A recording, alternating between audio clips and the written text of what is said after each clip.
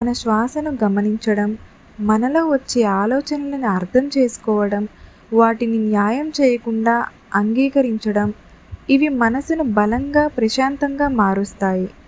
మనకు నచ్చిన పనులు చేయడం, ప్రకృతిలో నడవడం, పక్షుల శబ్దాలు వినడం, ఉదయపు గాలి తాకిడిని ఆస్వాదించడం, నచ్చిన పాటలు వినడం, అలాగే నచ్చిన పాటలు పాడడం, ఇలా చిన్న చిన్న విషయాలే అయినా మన హృదయానికి ఎంతో శాంతిని ఇస్తాయి.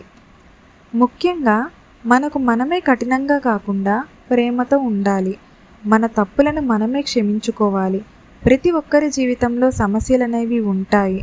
కానీ వాటిని ఎలా తీసుకుంటామంటే దానిపైనే మన శాంతి ఆధారపడి ఉంటుంది. ఎవరు పర్ఫెక్ట్ కాదు. మనం కూడా కాదు. కాబట్టి మనల్ని మనం అంగీకరించడం నేర్చుకున్నప్పుడు ఇతరులను కూడా సులభంగా అంగీకరించగలుగుతాం. చివరగా ఒక విషయం గుర్తుంచుకోవాలి. అదేంటంటే ప్రశాంతత అనేది బయట ఎక్కడో దొరికేది కాదు. అది మనలోనే ఉంది. మన లోపలే ఉంది. అది మనం గమనించుకోగలిగితే మనకి ఎలాంటి డిప్రెషన్, ఎలాంటి బాధలు, ఎలాంటి కష్టాలు అనేవి ఉండవు.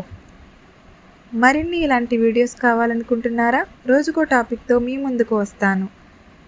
Thank you for watching.